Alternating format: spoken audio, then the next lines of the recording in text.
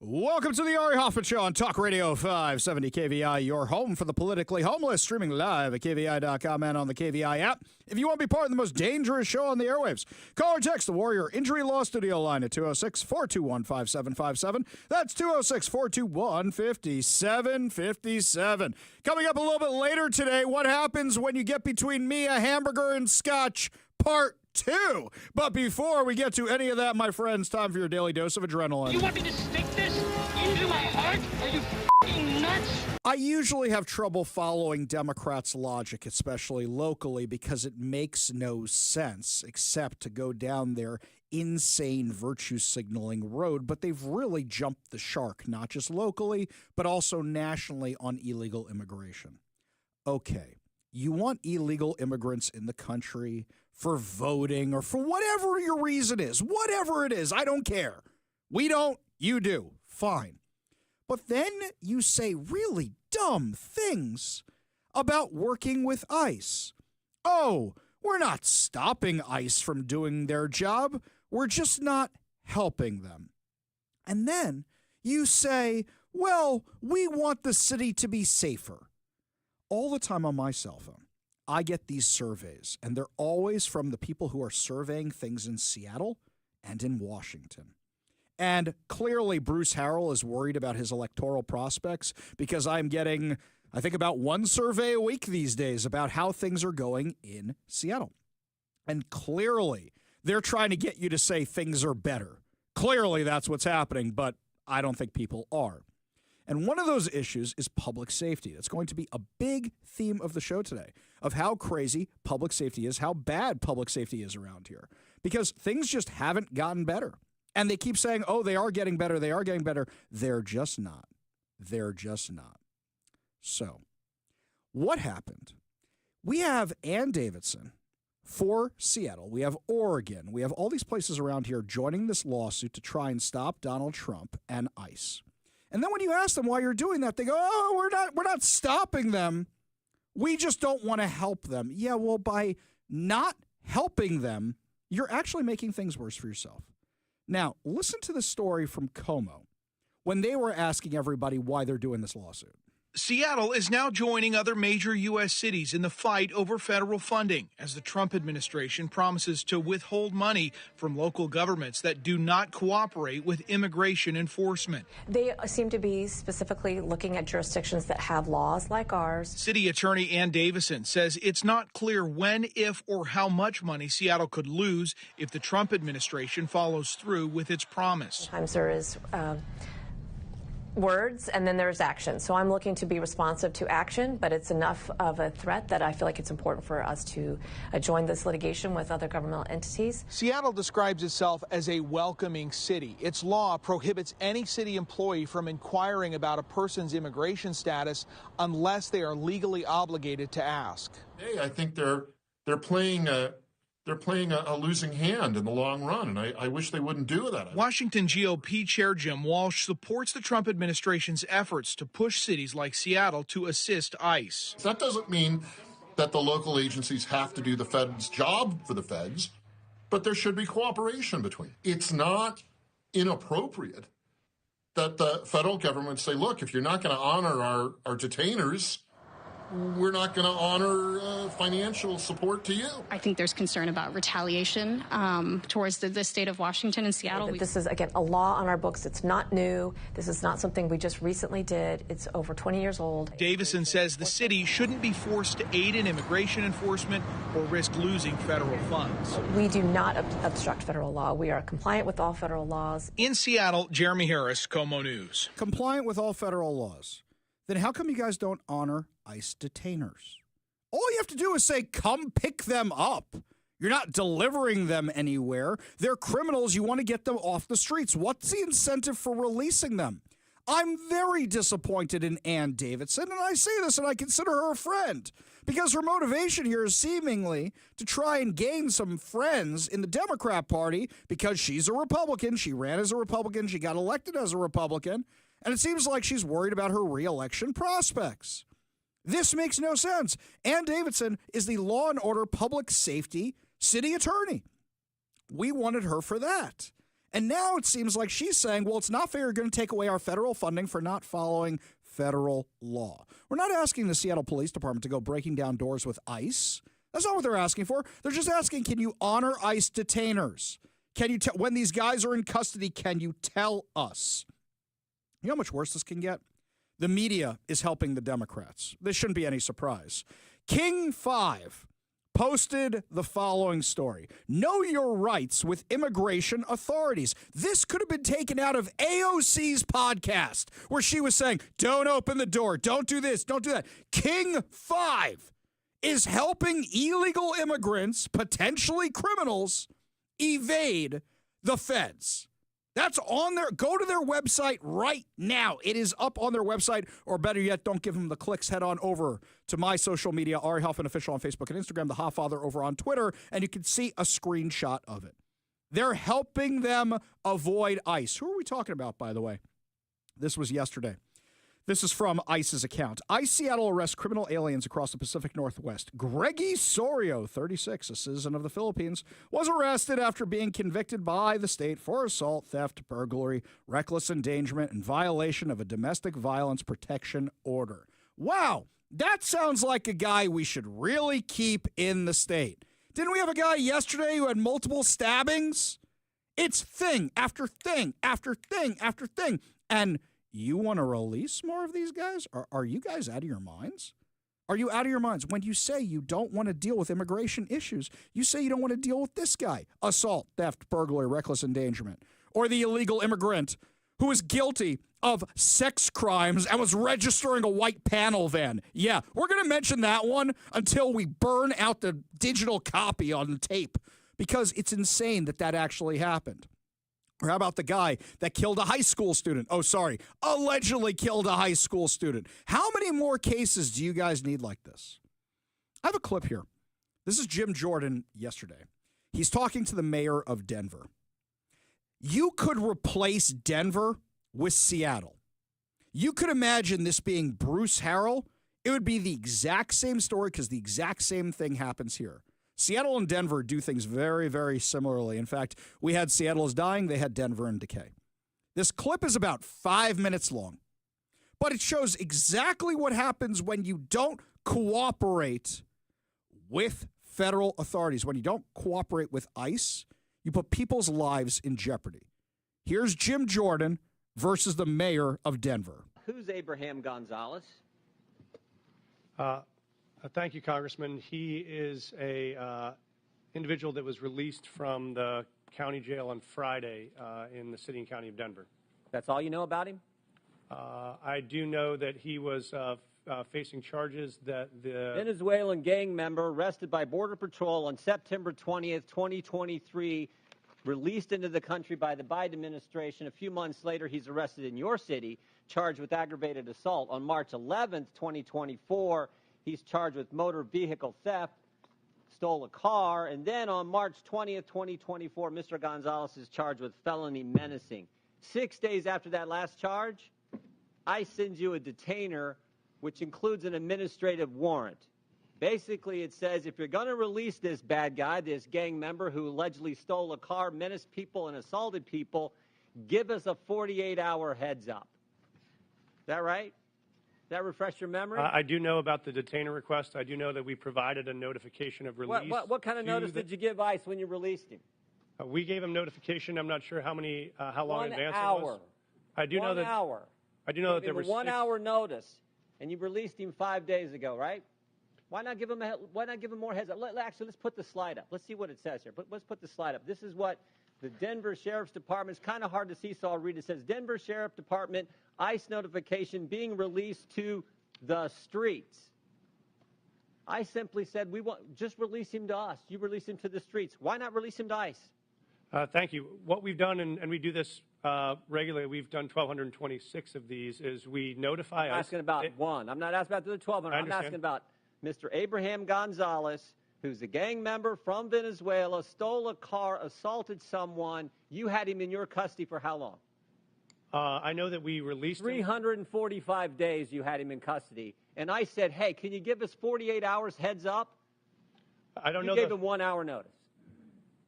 Mr. Congressman, we notified them of release. There were 6 ICE agents present when he was released, so they had enough time to respond and to be present. Respond where? To the jail where we released him from. So we released him we notified them of the release time. When we notify them of release, they come to the jail facility to pick them up. Why didn't you say that's not what you said?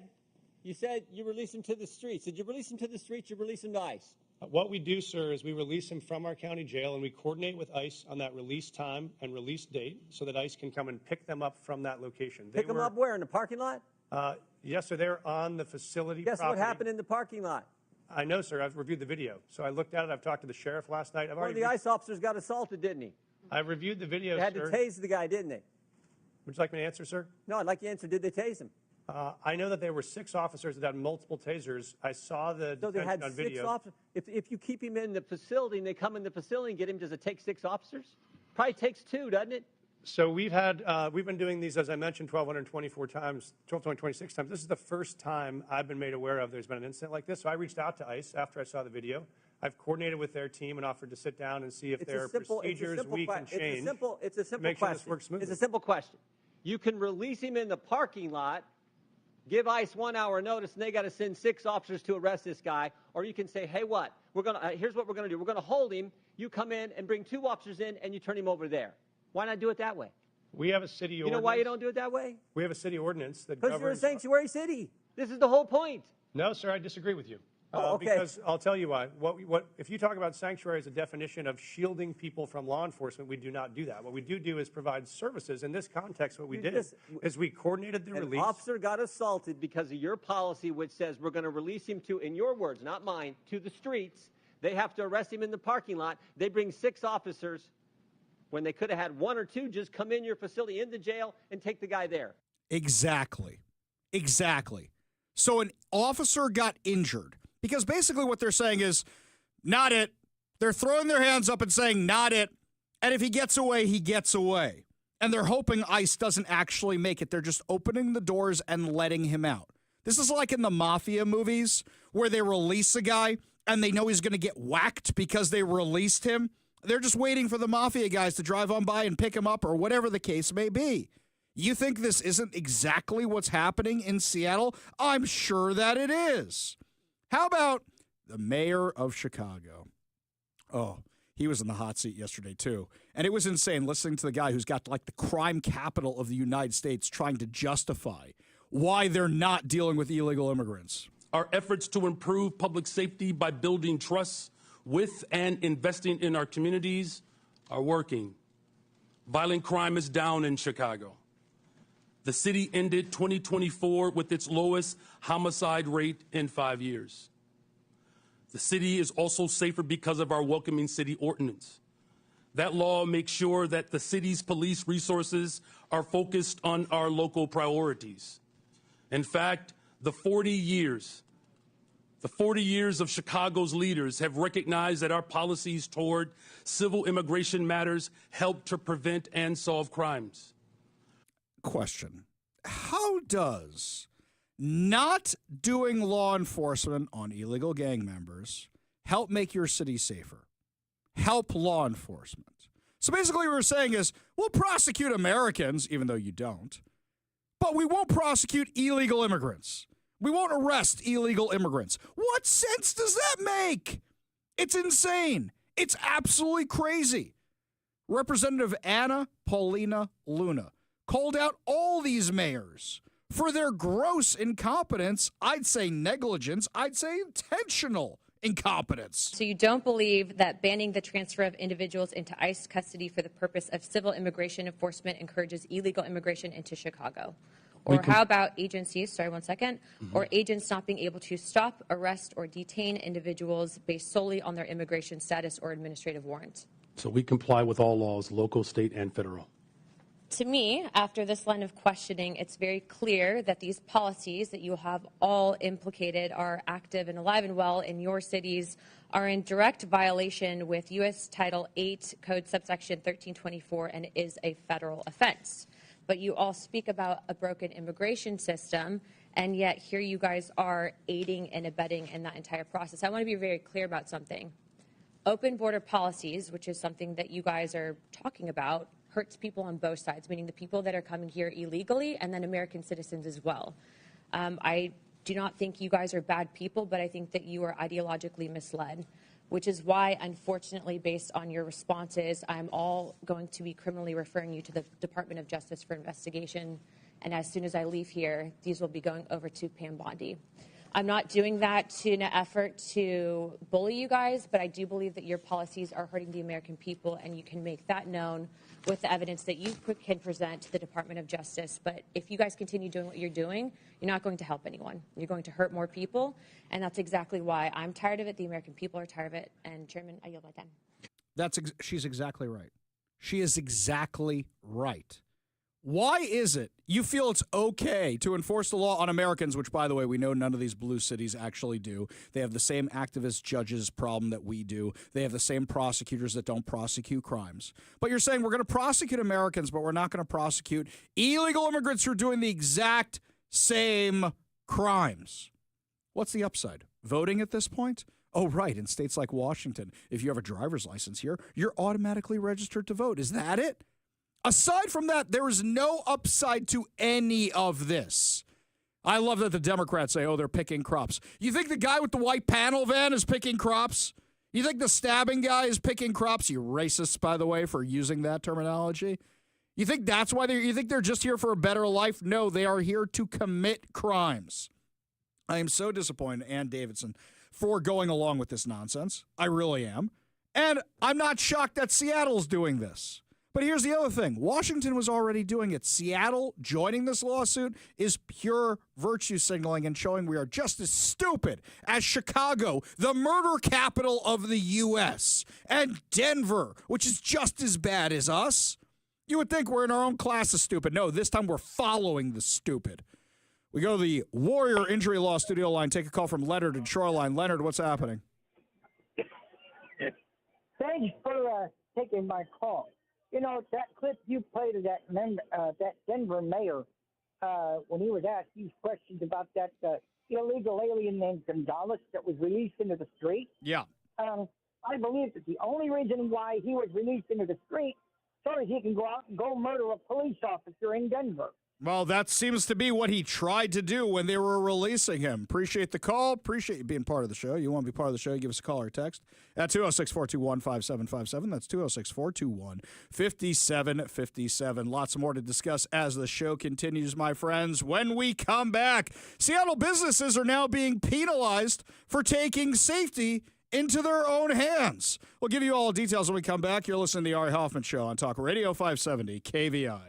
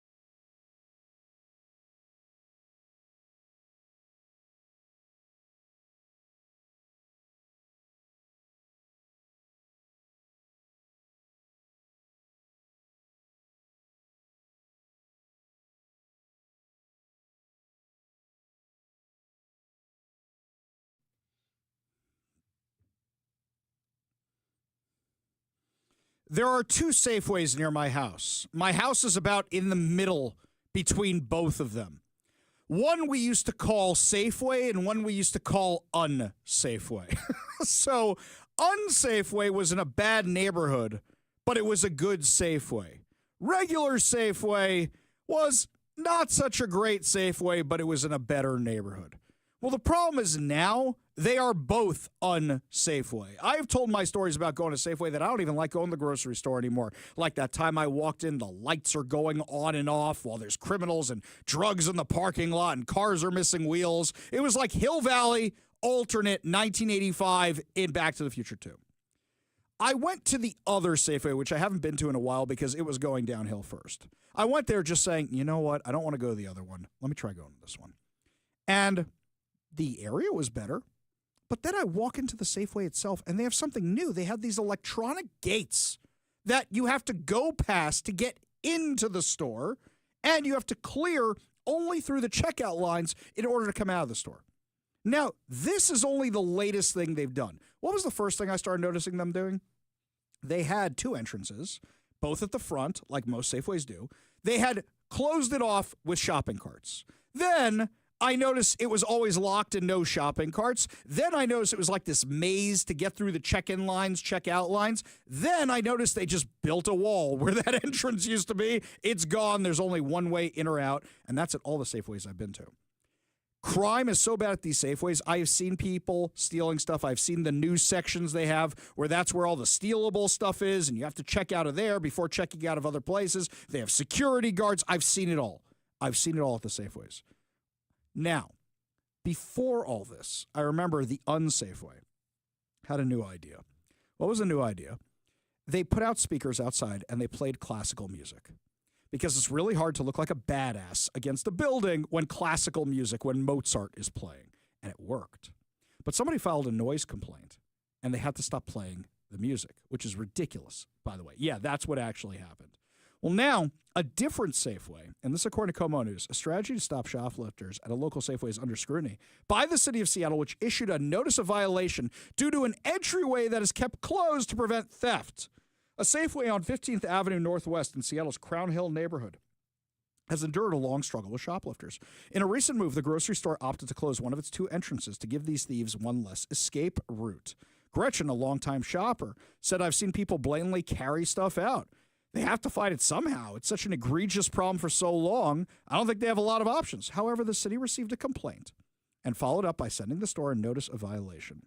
Code enforcement officials pointed out that Safeway needed to comply with its operating agreement by maintaining the two main arteries adjacent to the sidewalk and ensuring that both doors are open during normal daytime business hours, 8 a.m. to 8 p.m. on all working days. How do you know the criminals didn't file this and say we were making so much money, but now that we can't steal as much, now we're going to file a complaint with the city, with the ordinance? You know what I would say? I would say blank off, and I would mail that thing back with a giant picture of my middle finger. And you know what else I would do? I would take pictures of all the crime, and I would send them all the bills. And I would say, when you guys actually deal with the crime around here, then I'll reopen the door. So now when business owners are trying to stop the crime, you guys penalize them. I'll give you an example that happened to me. Years ago, we had a problem with illegal parking of RVs and such around businesses I do property management for. So we hung up no parking signs. Well, guess what? The homeless people complained. And the city cited us for not city-specific no parking signs. So you know what I did? I took a picture of all the violations on city property, and I sent it to them. And I said, as soon as you deal with all this, I'll deal with my signs, and I never, ever got anything back from them. That was it. Stand up to the city. I'm tired of this garbage. I really am. How much worse does it have to get? Maybe this story might turn things around. This one, according to Como News, in Tequila, police are investigating what led to a deadly shooting of a post office worker at a distribution center in Tequila. Tequila Police Department said officers responded to a report of a shooting just before 4 p.m. on 27th Avenue South at a USPS distribution center. Officials tried rendering aid to a man who had been shot, but he died on the scene. The initial investigation suggests the shooter and the victim knew each other. Though what led to the gunfire remains unclear Tuesday evening, it was not disclosed whether the shooter is also a USPS employee. Oh, I thought we were getting transported back to the 90s there for a second. The Postal Inspection Service confirmed the victim was a postal employee. The Tukwila Police Department's Major Crimes Unit is investigating. Mike, have you heard anything about this story till I just said this one just now? You have a post office employee who was killed, and I've heard nothing about it till I just saw this story. Nothing about it at all. Well, yeah, we're hearing about like mail is hung up because like I guess it's a crime scene or something. This is nuts. Oh, you mean it's kind of like the Die Hard situation? Die Hard 2. Oh, yes. So, yeah, you have an issue. Die Harder, right? You have an issue in the luggage area because John McClane went in after the bad guys, and now the luggage ain't going the right places. Oh, just shut the area down, right? That's right. Is that what we're talking about? It sounds like it was outside. So if it's outside, what are you still looking at, by the way? Your crime scene's contaminated after just a few hours. Yeah. This makes no sense. Also, though, how do you get to the Annex Skywalk? Watch out. The T-1000's waiting for you at the end of the Annex Skywalk. Yes, he is there waiting for you. We go to the Warrior Injury Law studio line, take a call from Paul in Puyallup. Paul, what's going on? So as a teacher and basically a reading teacher, I'm at the bottom of the line. So I'm going to cite a fact here. It said delivery is expected to be full, restored by Thursday, March 6th. So as I talked to my nice postal worker that came riding around and not going to homes, my first question was, what's going on? I'm getting, the Neptune Society. I'm getting, I need to go on a cruise. I'm waiting for some mail. Mm-hmm. I need to get a couple of letters and stuff. So I called in. I said, hey, did you hear about this thing? And but before that I go, what's going on? Well, somebody got shot at Tukwila. And I'm going, what? I haven't heard that. And that's why I was calling in, Ari. I'm going, man, you got to calm down a little, though, the story beforehand, because you know what?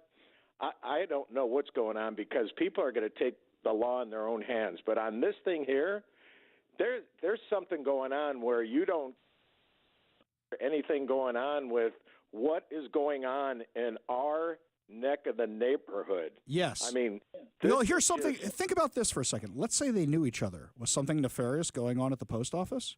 Or was it just a feud that got out of hand? Is it a lover's quarrel for all we know? We don't know. We don't know what the story was, but now we know this guy messed with the law. It's a federal offense. Wait a second. Hang on. If the suspect ends up being an illegal immigrant, are you going to charge him with federal charges? Because it is Washington, right? Are we going to do that, or are we just going to, ignore all that completely?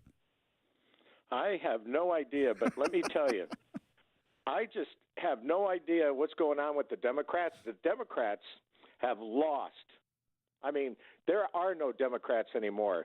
That party is gone. And until they understand that and get to where they need to go, man, I'm glad. Every day I wake up and I'm looking at Fox News or I'm looking or listening to your station, whatever's going on as I'm driving or on my phone or whatever.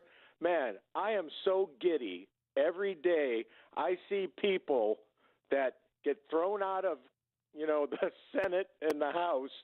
I'm so glad when people are saying they have all the mayors in front of Jim Jordan. And Jim Jordan's go, wait a second, you said that you were going to leave him. And what's going on? Well, hang on a second here, Paul. Hang on a second. Because when we come back, sir, I don't want you to give away all the stories we're talking about today. Good call, though, because when we come back, my friend, we are going to be talking about who's getting censured in the Senate and the fallout from the State of the Union address. And, as usual, John Fetterman is the voice of reason, which I still can't believe is on my bingo card. You're listening to the Ari Hoffman Show on Talk Radio 570 KVI.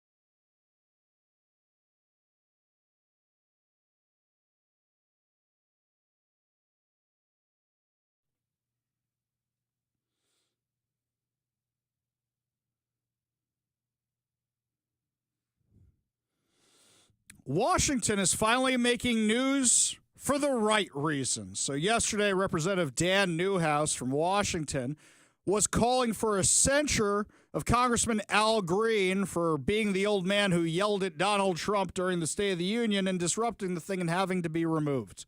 Well, freshman Congressman Michael Baumgardner, also from Washington, joined him in this. Give a listen. Speaker, I'd like to start by thanking my colleague from Washington State, Mr. Newhouse. Donald Trump is not the Republican president. He's the American president. And what happened last night was beneath the dignity of the House and beneath the dignity of the American people. And I say that as someone who is new to this body. I'd also like to point out how it was perceived and how it may have been interpreted. As you know, each member of the House receives a guest ticket, and I decided to give my guest ticket, the first one that I would have for this kind of occasion, to a teacher from Eastern Washington with the goal of inspiring an interest in civics and public service in that next generation of young people. In fact, we ran a competition for students to nominate their teacher. And the winning teacher that came had never been to Washington, D.C. before, had never been to the halls of Congress, and was so excited that she was here to watch this. And I have no idea what her political beliefs were. No idea whether she's Republican or Democrat or independent. She was just excited to be here as part of this experiment in democracy that we have. And all of her students were watching from home. And, you know, while it can be regrettable when, and it happens on both sides, when people have a spontaneous outburst of emotion and maybe say something they should, you know, what I saw and what I worry about what her students saw last night was a continued premeditated attack, and some might even say the appearance of a violent and threatening action with the cane. He's right. And you look like a child. We had Tracy the teacher call in. Remember that? The day after the State of the Union, Tracy the teacher called in and said that her K through 5th grade students are better behaved than the Democrats. They look like children. And you know what? After they got hit hard by basically everybody in the media, including the people on the left, MSNBC decided to attack the cancer kid. But aside from that, they were getting ratioed by everybody. They decided to double down. So today, when Al Green was censured, the Democrats started a little sing-along. Its adoption of House Resolution 189, the House has resolved that Representative Al Green be censured, that Representative Al Green forthwith present himself in the well of the House of Representatives for the pronouncement of censure, and that Representative Al Green be censured with public reading of this resolution by the Speaker. Do you hear what's going on in the background? They're singing, "We will overcome, we shall overcome." Right. So this wasn't bad enough. Now you guys are doing this. Now, what is it, a racism thing? He was a child. He was a petulant child, and he deserves to be called out for his stupid behavior, because that's exactly what it was. Not just Republicans calling him out, by the way. Senator John Fetterman is calling out his own party. He wrote on X, "A sad cavalcade of self-owns and unhinged petulance. It only makes Trump look more presidential and restrained. We're becoming the metaphorical car alarms that nobody pays attention to, and it may not be the winning message. My only issue with what he said, it should have been, instead of it may not be, it should have been, this is not the winning message." I mean, even Stephen Colbert, shill for the left, Stephen Colbert was making fun of their paddles with the different false or I love pagers or whatever it was that was on these things, holding these suckers up, saying, what are they, at an auction or something? It makes no sense. They only look like children. And what are they trying to say? Oh, Trump's a warmonger? Trump hates women? Trump's a sexist? Yeah, well, the warmonger had something interesting to say today, by the way. I will say that we've made a lot of progress with Ukraine and a lot of progress with Russia over the last couple of days. and it'd be great to bring that to an end so we don't have to talk that way about nuclear. It'd be great if everybody would get rid of their nuclear weapons. You know, we have Russia and us have by far the most. China will have an equal amount within 4 or 5 years. And it would be great if we could all denuclearize, because the power of nuclear weapons is crazy. It's crazy. And you know, I was very far along the process with Russia, despite the Russia hoax, which didn't make it easy. It was a total hoax, a total rigged hoax by some bad people. But despite that, I was very close to having a program with Russia, denuclearization, and we're going to get China. I spoke to President Xi about it, and he would have been very happy to have gone along with it. But bad things happened, like an election that was rigged happened. And so we had to come back 4 years later. But I would very much like to start those talks. The opposite of what you say, the denuclearization would be incredible. Worst warmonger ever. Seriously. Yeah, oh, that guy who wants to denuclearize the world, he's going to get us into World War III. We go to the Warrior Injury Law Studio line, take a call from Michael and Graham. Michael, what's going on? Hey, Ari, thanks for taking the call. Hey, I'm a truck driver for a demolition company. We tear down buildings in Seattle all the time. It's gotten to the point where myself and many of my coworkers are armed on the job site most of the time because of public safety. I mean, when does this stop? I mean, I don't live in Seattle. I live in Graham, but I work up here all the time, so I feel some affection toward the city. Mm-hmm. And it's just, when does this stop? And now we have the city attorney siding with illegal immigrants over our own citizens. I mean, do these people hate us? I mean, I don't get this. Yeah, I mean, it's like kind of like RoboCop. So they want to make it so bad so they can buy up our real estate. Well, real estate prices are still going up, by the way. As I joke with my son all the time, when people say, oh, my God, you're going to Israel to visit your son. Is it safe? I say, I don't have to carry a gun with me in Jerusalem, but I do when I go out for drinks in downtown Seattle. And that's how crazy it is around here, which is absolutely insane. It's crazy. Yeah, I'm armed pretty much all the time when we're in Seattle, because a lot of times when we have to haul out equipment, the heavy equipment is oversized loads. We have to be out of the city by 6 a.m. because there's curfews on the highways and all that's complicated. So anyway, we're out of town by like 4 a.m. So we're on job sites at 2, 3 in the morning, and I will not go into the city at that time of night without my pistol. No way. Yeah, I don't blame you.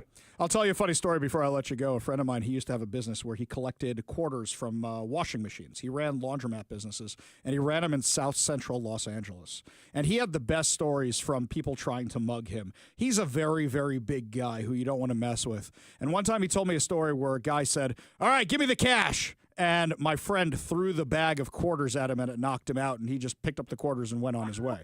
So, yeah, there are other ways to deal with it, but totally hear where you're coming from there, Michael. Appreciate it. You stay safe, buddy. Appreciate the call. You want to be part of the show, you give us a call or text at 206-421-5757. That's 206-421-5757. When we come back, is Gavin Newsom desperate or brilliant? An interview he did with Charlie Kirk may reveal the answer. You're listening to the Ari Hoffman Show on Talk Radio 570 KVI.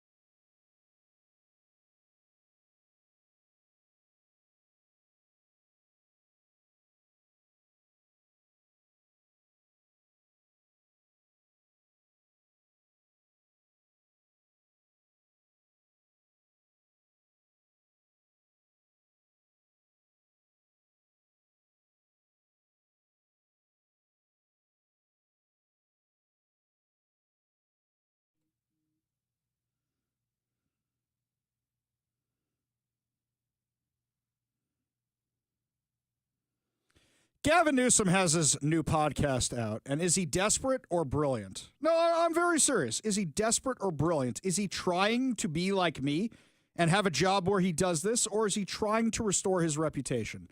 Look, his chances of being president really went up in smoke along with the rest of Los Angeles. But never count anybody out. Bruce Harrell dropped out of politics, and now he's back as mayor. Donald Trump, sorry to draw the comparison, but everybody said, oh, he'll never get reelected again. Now he's our president. Gavin Newsom, this whole I'm going to sit down and talk to people I disagree with, it's a good move. One thing he's going to do is he's going to get more eyes on it, and people will go, oh, look at him. He's willing to talk to the other side. So either he's going to build up his audience off the backs of people like Charlie Kirk and whoever else he has on, or he's going to restore his public image. Either way, pretty smart, pretty brilliant. Now, mind you, he had Charlie Kirk on, and we love Charlie Kirk, friend of the show. But Charlie Kirk, when he was on there, was calling out Gavin Newsom and forced him to admit that Democrats are losing the media war because they're losing the mainstream media because most of the top-rated podcasts are conservative. Don't forget to subscribe to our podcasts over at whatever your preferred podcast platform is. We're losing. We have this, I feel it's asymmetry of Donald Trump and Elon Musk sending out tweets, or you doing social media, and then me doing a 3-minute hit at 3 o'clock in the afternoon on CNN. I mean, how the hell do we compete? We're toast.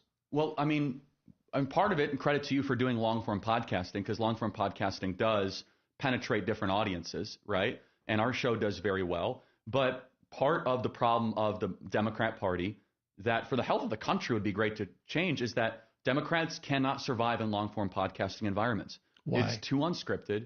It's too masculine, honestly. And the Democrat Party's become too What feminine. is masculine about a podcast? Honestly, because I get the whole manosphere, this bro podcast to go stuff. into the wilderness with no rules and duel it out and see who's better or who's stronger. No, seriously. I mean, So I hear what Charlie Kirk is saying, but let me phrase it a little bit differently because I'm not sure I would go that direction because Megyn Kelly has one of the top podcasts, and I don't think that's a masculine thing. Do you know that Megyn Kelly gets so many hits on her podcast? She actually gets more than some of the top news outlets. She gets more viewers than CNN does. She gets more viewers than NBC does. So what he really means by that is Democrats can't stand up to their own arguments and get destroyed. And what they do is they refuse to have the conversation. Mike, how many Democrats refuse to come on this show? I joked for a while when we got the new studio. I joked that what I wanted to do was put a whiteboard up here and just make an ongoing list behind me. If you're watching on Rumble, on Facebook, X, I want to put a whiteboard behind me of the list of Democrats who refuse to come on the show, which is why I'm always polite to them when they do come on the show. But Democrats cannot have the argument. What do they do instead? You're a racist. Look at Al Green today. You can't have a discussion about his behavior. It has to be, oh, the Republicans told him to sit down because they're a bunch of racists. They just call us names because the argument is not on their side. The narrative is not on their side, and anybody can see through it. The reason they're not as successful with long-form podcasting, look, Young Turks do well. Pod Save America does well, and they're all on the left. They do fine, but they're the ones who are willing to talk to other people. I don't like Cenk Uygur, but I've had him on my show. He's come on my show before, and he has Republicans on his. The Pod Save America guys, they're more open to guests. The people who are willing to sit down and have the conversations, that's the key to success, not Democrat versus Republican. And I just want to reiterate for all our Democrat friends out there, I'm nicer to you when you come on my show. When you stop me from getting a hamburger and an old-fashioned at an event, that's when I get mad. So today, part 2 of my research into the Democrat who did that and the scam that is the Climate Commitment Act. You're listening to the Ari Hoffman Show on Talk Radio 570 KVI.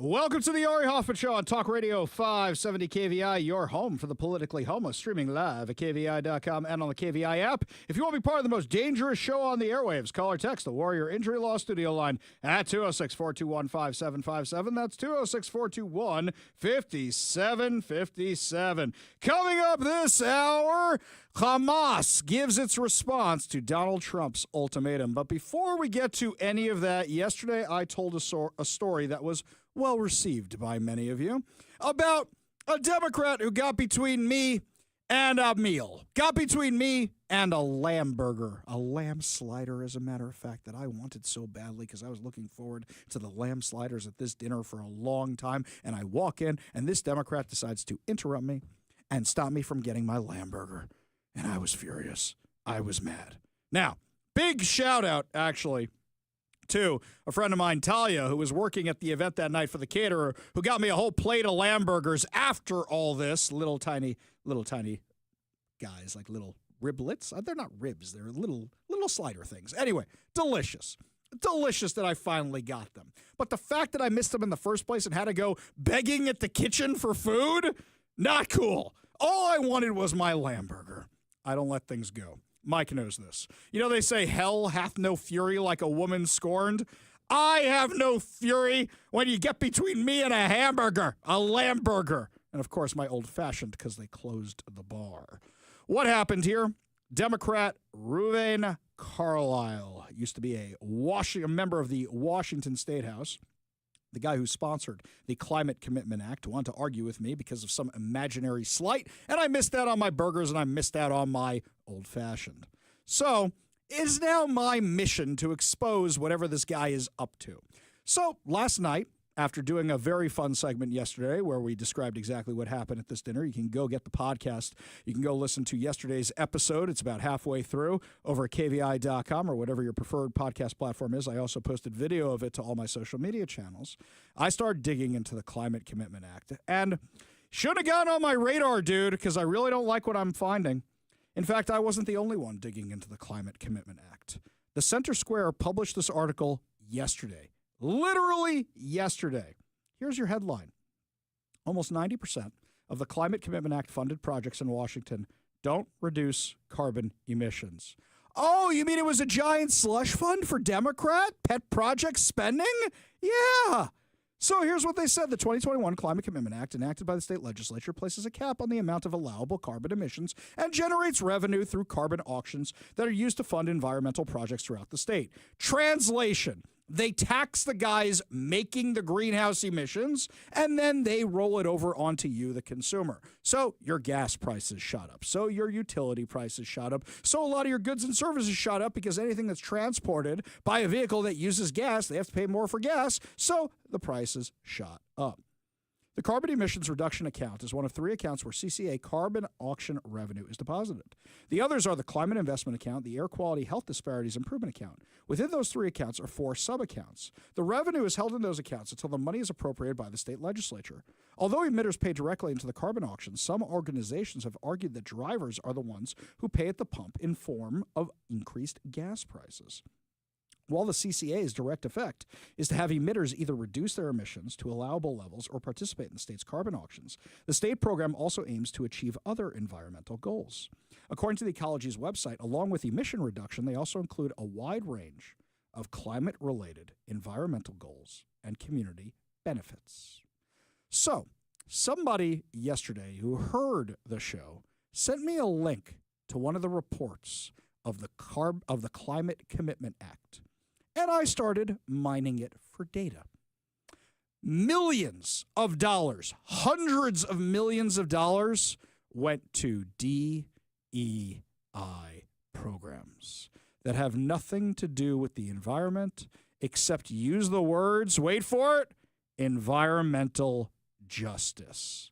They have nothing whatsoever to do with helping the environment. They are just giveaways for their special interests. They are just promoting their DEI nonsense. At least 90% of this whole thing is a scam and has nothing to do with emissions. Well, Ari, that's a lot of money. Where's it all going? So I went to my friend, the expert, Brian Haywood. Brian Haywood, the man from Let's Go Washington, who is the one behind trying to roll back this carbon insanity, got that initiative on the ballot, and the Democrats spent millions of dollars to keep it there. Of course they spent millions of dollars to keep it there. They're going to recoup it. He's got a screenshot from when you used to be able to search the Climate Commitment Act website, because they have a public website, which is supposed to be transparent and tell you where all the money's going. You used to be able to search it by company, and it would give you a list of who's getting this stuff. Now you have to dig a little bit harder. It's a little bit tougher. So he pulled up a screenshot, and the fifth organization listed is called the Clean and Prosperous Institute. They have received 124 grants from the Climate Commitment Act money taken from you every single time you fill up your gas tank. The amount of money they have taken so far is over $40 million. Would you like to know who's on the board of this organization? Would you like to know? Just guess who's on the board of this organization. Reuven Carlyle. $40 million went to this organization. $40 million. And as I dig through this, it's DEI after DEI after DEI garbage that the Climate Commitment Act is spending on. They didn't know what to do with all the money. They got so much of it. So, of course, Jay Inslee and crew could offer rebates and incentives to bribe people because they're going to be recouping this for the rest of their lives.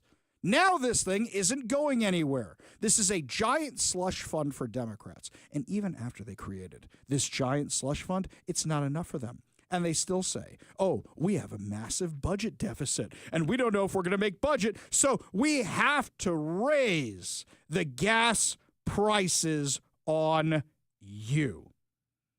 I'm really curious where Jay Inslee's going to end up employed one day, because it looks like Reuven Carlyle retired from the Washington State Legislature because he knew, I'm going to make more money from this organization than I'm going to make in the legislature.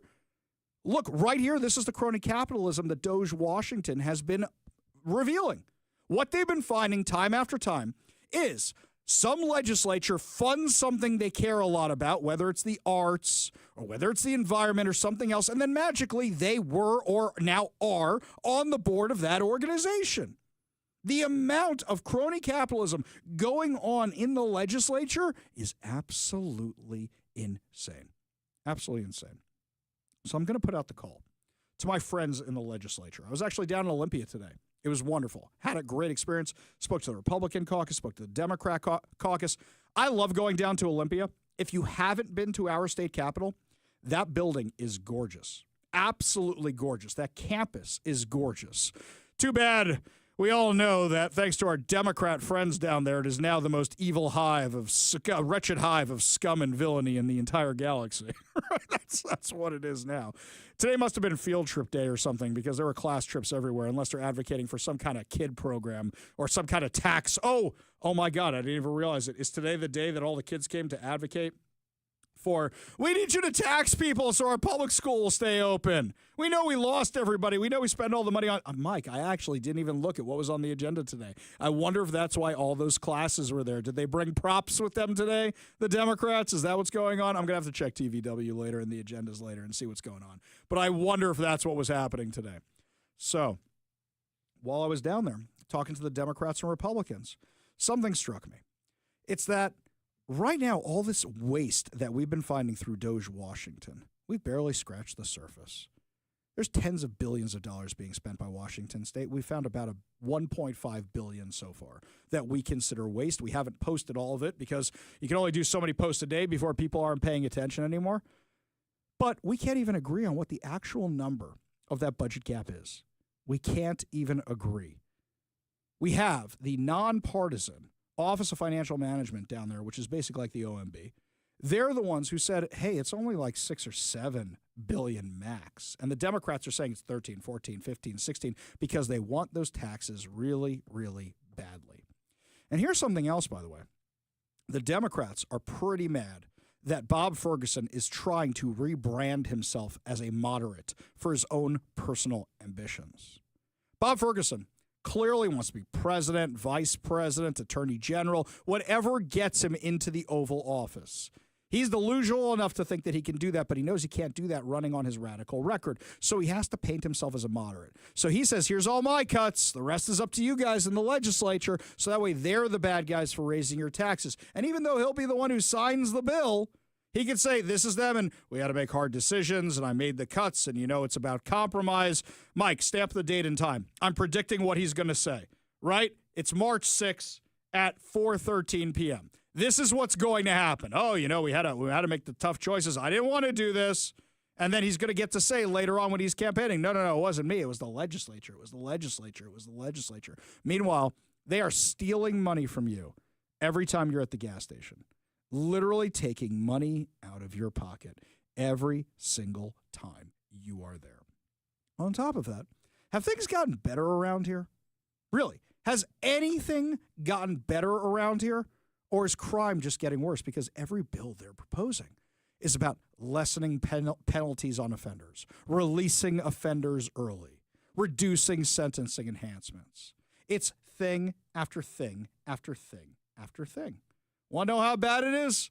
Let's do some true crime stories, shall we? Tonight, neighbors in Des Moines are breathing a sigh of relief after a suspect considered armed and dangerous is caught. The construction worker accused of pistol whipping the people who hired him is now in custody. Thanks for joining Fox 13 News at 10. I'm Frankie Thompson. We first told you about Jason Foster last night and the attack that allegedly happened at a home where he was working. He was finally tracked down in Pierce County. Fox 13's Dave Detling has been following the story for us and joins us live from Des Moines Police Headquarters with more on how we got here. Dave. Good evening. Well, from the very beginning, law enforcement said that it would take multiple law enforcement agencies to bring this individual into custody, and that's exactly what happened earlier tonight in Sumner. Now, this manhunt all started when police say he allegedly attacked two of his clients in front of their children. I'm a father with kids. I can only imagine. Neighbors along Marine View Drive South feeling very parental after learning a child called 911 Friday morning, reporting this man, 51-year-old Jason Foster, had a gun and was fighting their parents. Police say the pair were ultimately pistol whipped by Foster. He was hired to help with construction projects at their house. It's pretty scary being this close to home. After nearly 40 hours on the run and bolos like these being put out, shaved head, blue shirt, and potentially left the house with tan pants, has a cell phone with a blue case. Foster was arrested in Pierce County. Des Moines police telling Fox 13 law enforcement tracked him to Sumner, where officers from Des Moines Police Department, Sumner PD, and Bonnie Lake PD worked to take this dangerous person off the streets. His criminal history, they ranged back all the way about 24 years, multiple felonies, including sex crimes. Like I said, he's a registered sex offender. He's a dangerous individual. And Foster will soon have felony assault charges added to his rap sheet. Now, as for the motive as to why he allegedly attacked his two clients inside their home yesterday morning, that is still unclear. But talking to the victims, police talking to the victims, they say this seemed to be unprovoked and random. We, of course, are expected to learn much more about what happened once we receive official charging documents. We're live tonight. Dave Detling, Fox 13 News. So I make sure I got this right. A guy with sex offense charges was allowed to be in people's houses as part of a construction company, people who had kids. He was allowed to be around kids. Just making sure I got that. Isn't Pierce County the one that's always saying crime is down and things are getting better in Pierce County? Well, are they actually fudging the numbers? Listen to this report from Como. This 3-block stretch on the edge of Tacoma, seen here from the Como 4 drone, is a hot spot for trouble and a place where drugs and violence seem entrenched. Just a lot of narcotic crime, some prostitution still that we've always seen, a lot of illegal camping on the streets. Alex Bacon installed an electric fence to deal with the persistent break-ins at his tool rental company. He says the neighborhood transforms once the sun sets. At night, it's not a great area to be in. It's not somewhere I would suggest people hang out. It's a common theme for businesses in what's known as the East 25th Street corridor. They're climbing over the back buildings to break into the warehouse. They're breaking windows. They're being aggressive. This week, Tacoma police shared the results of their violent crime reduction plan, which saw a citywide 13% drop in the last half of 2024 compared to the same time period in 2023. The East 25th Street area was the exception, where crimes of violence held steady. It's persistent, and it seems to be growing. Countermeasures are being taken, including no trespassing and no parking signs to discourage loitering. Police have also been running regular patrols. They run a bunch of officers down here for 5-6 hours and sight, stop, talk to everybody, and they're actually getting out and talking to every single person they see. Business owners appreciate the attention but say it's yet to make an impact. I do believe that they're trying to get them out of here, but they're just being shuffled. Joel Marino, Como News. Just being shuffled, problem getting worse. So the people in the city disagree with the statistics. Does this sound familiar to everybody in Seattle and in King County? Same thing's happening in Tacoma. Same thing's happening in Pierce County. They can claim all they want that crime is getting better, but the people in the city don't feel it getting better. In fact, they feel it getting worse, increasing. And I will say the same thing to the people in Pierce County that I said to the people in Seattle and the people in King County. Just because people stop reporting crimes doesn't mean crime isn't happening, and that's definitely a factor here. People I talk to, my car got stolen or this or that, they just say they called the insurance company first. Why even bother with the police? You don't even know if they're going to show up. That's how bad it's getting. You think people are still reporting vandalism, or why even bother? They're never going to catch the guys anyway. This is the way the Democrats designed it. And things are only getting worse. Would you like to hear their new crazy plan? Don't worry, they have a new plan. This is from My Northwest. Democrat lawmakers in Washington are continuing their trend of easing penalties for repeat traffic offenders. This time they're allowing drivers with multiple moving violations like speeding to take a safe driving course instead of serving a full 60-day license suspension. So let me make sure I got this right. If somebody has multiple moving violations, gets them time after time after time after time after time, you're just going to say take a class and you're perfectly fine, as opposed to, hey, wait a minute, your driving sucks, you shouldn't be driving. How many times have we done story after story that somebody had a suspended license and killed somebody? Somebody had a DUI and then killed somebody. It's nonstop with this stuff. So now they're saying, well, you know what? We've kind of helped out the felons. We've helped them out. How can we help out the bad drivers, too, on top of everything else? You know what? Maybe, just maybe, we should try and keep people safe. Gee, I wonder why crime is going up. Because we're giving everybody every out they possibly can. We're giving them every excuse they possibly can have. You wouldn't believe some of the insanity they're now doing with juveniles, where they say, oh, you poor juvenile, you killed somebody. I know. Let's give you another chance when you get older. The person you kill doesn't get another chance, but you get another chance at life. Let's do that. Here the laws favor the criminals. Here the laws favor the illegal immigrants, but not the people whose taxes are actually paying for all this insanity for these people to mooch off the government. And now they're going to come to us for more tax money, as if we weren't being hit hard enough by this Climate Commitment Act stupidity, so that Reuben Carlisle's company can get $40 million. By the way, that was a year ago that they got $40 million.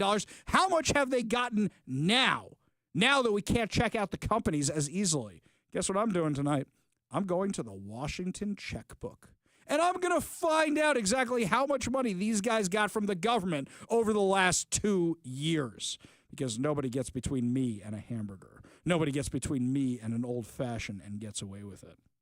Lots more to discuss as the show continues, my friend. Speaking of the Washington Democrats, they say that they don't want you knowing if your child was the victim of a crime, especially if it was child molestation. Well, now we have a story where it actually happened and illustrates how bad this could be.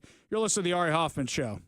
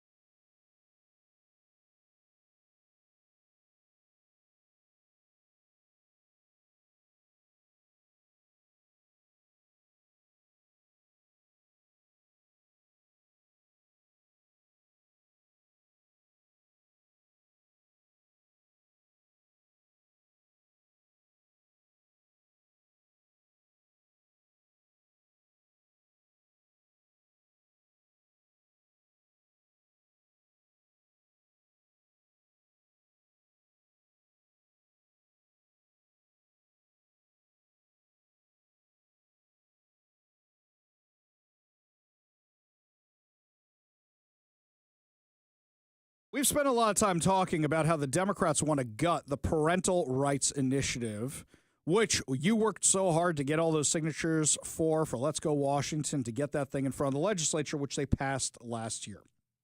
Now the Democrats are trying to do everything possible to undo it. And what's one of the things they want? They want 48 hours after law enforcement says so to inform you if your kid was a victim of a crime in a school.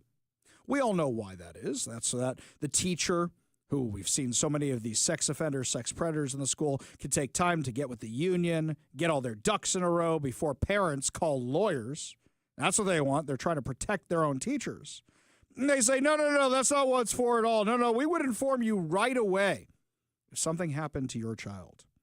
Well, my friends, the Meade School District is experiencing this in real time, in real life. And it's exactly the opposite of what the Democrats say. Oh, no, we'd inform you right away. Yeah, now parents had to fight to find out what happened to their kid in an assault. KREM has a story for us. The Meade School District has been found in contempt by a Spokane County judge for withholding evidence in the ongoing hazing investigation.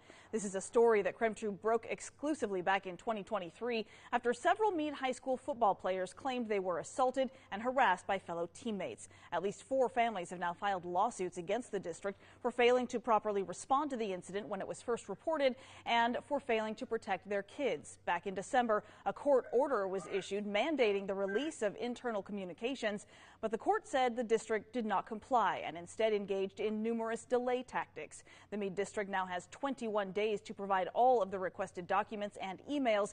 If they fail to comply, they will be fined $2,500 a day. And in a statement today, attorney Marcus Sweetser told KREM 2 no family should have to fight this hard for the truth. He said this decision forces the district to stop obstructing justice and acknowledge its failures so finally we can begin the process of real accountability and reform. We also reached out to the school district today. Just here within the last hour, they released a statement to KREM 2 saying Meade respects the court's order, but going on to say it is inaccurate and unfair to say that there was stonewalling or obstruction. If you would like to read that full statement from the Meade School District, we have it right now on our website. Just go to krem.com. So if you weren't obstructing, if you weren't getting in the way of these documents being released, why didn't the parents have the documents? Why'd the lawyer have to take you to court to get the documents? Oh, and by the way, there's video of this hazing because teenagers are stupid. There's video of what happened. So the parents probably had to find out after the kid came home crying or in pain or whatever. And then there's video going viral of your kid getting abused that you have to see all the time. And the school district won't give you the documentation for it. Now, this is when it's student on student. Now imagine for a second it's teacher on student. You think the school district's just going to fork over the documents? Of course not. Of course not. We need serious reform in our education. And you know what? What Donald Trump is about to do is good and bad. It's a double-edged sword for a minute. So a draft of a Donald Trump executive order to eliminate the Department of Education was leaked to the Wall Street Journal. They want to completely get rid of the Department of Education. Now, every teachers union in the country should say, good, you want the money to go back to the local school districts? We want it. We'll take it. The Department of Education, by the way, has been a failure basically since it started. Grades went up a little bit, then leveled off, then came crashing down. And the crash really got bad around 2012. I spent a long time looking at the numbers last night. I was looking into the numbers of the Department of Education. There was a slight increase in performance back when this was pure. And then when it gets corrupted by the government, kind of levels off, and it's just so people can make money or so the government can tax you or whatever the case may be. And then it came crashing down when all the woke stuff started getting hot. So you mean when you replace math, science, history with this woke insanity, grades go down? No, really. You mean when you close a whole bunch of schools? Let's not forget that it was Jill Biden and her teacher union buddies, national teacher union buddies, that were pushing the Biden administration to target parents who were mad about what the curriculum was, wanted to treat them as domestic terrorists. Let's not forget it was all these big teachers unions and big school districts that said they didn't want the schools open because they'll kill us all, those little petri dishes, they'll kill us all, they'll kill us all. I want to know what you think. Should we get rid of the Department of Education or not? I'm in favor of getting rid of the Department of Education, but you know what the narrative is going to be out of the Democrats. He doesn't want the kids to learn how to read. Well, actually, you guys have been the ones in charge for years. Department of Education has blown billions, if not trillions of dollars, and the scores have only gotten worse. Do you think Donald Trump should take this hot potato or not? I find it interesting that the draft leaked. I wonder if they're testing the waters to see what the reaction will be. Because this administration is very, very transparent, and they go, on Tuesday, we're going to do this, and then they do it. And on Wednesday, we're going to do this, and then they do it. So I'm kind of surprised this was a leak situation as opposed to a, hey, we're just going to come out and do it. Yeah, meanwhile, yesterday, this insanity over at Barnard College, that school needs to be defunded immediately. Columbia and Barnard allowing these Hamasniks to take over the school, to keep people trapped in classrooms. And not just that, they were distributing Hamas propaganda, literally propaganda that is put out by the Hamas media. They are distributing that. We have reported on that stuff up the wazoo. They are distributing this stuff. So basically, you've got your little Hamasniks who are shilling for Hamas on campus, and then the NYPD comes in and arrests everybody and then releases everybody. How many chances do Columbia and Barnard get? How many chances before you say we're taking away your federal funding, we're taking away your research grants, we're taking away everything until you learn to protect your students and let them learn and keep these people who we know the majority of them are probably off-campus activists off the campus and keep the kids safe? Man, I hope parents start suing again. I really do, because I think some of these schools were able to settle, like UW before Biden was out of office. They were able to settle with the Department of Education. I don't think the Trump Department of Education is going to be as tolerant. When we come back, speaking of being intolerant, Donald Trump has had it with Hamas, and Hamas gives the response to his ultimatum. You're listening to the Ari Hoffman Show on Talk Radio 570 KVI.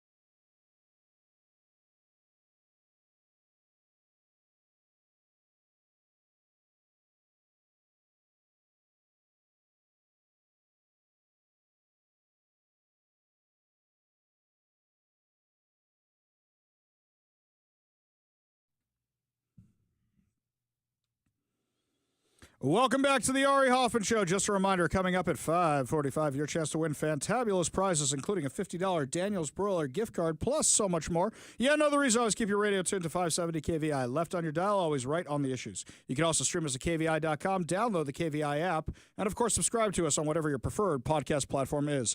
We go to the Warrior Injury Law Studio line. Take a call from DL in Kent. DL, what's going on? Yes, sir. What's up? I was a math and physics double major at Sac State. That's California State University, Sacramento. I graduated in 79. I thought, well, I can make money later. First, let's do some good here. So for 2 years, I taught in a church school.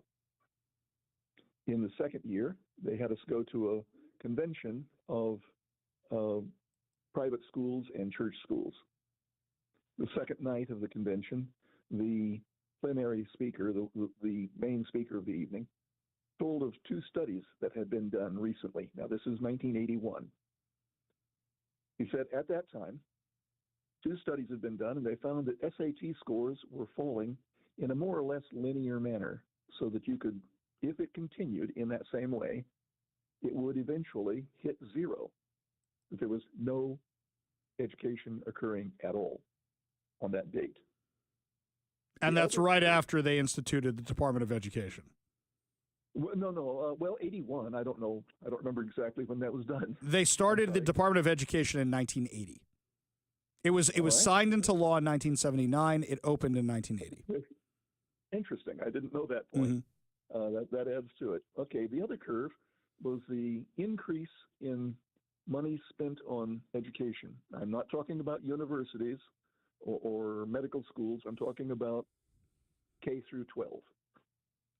And the curve is what they call hypergeometric. That is to say, it's more than exponential. And it turns out that because it's more than exponential, it actually ends up going straight up to infinity in a particular year. It happens to be the same year that the SAT scores would hit 0.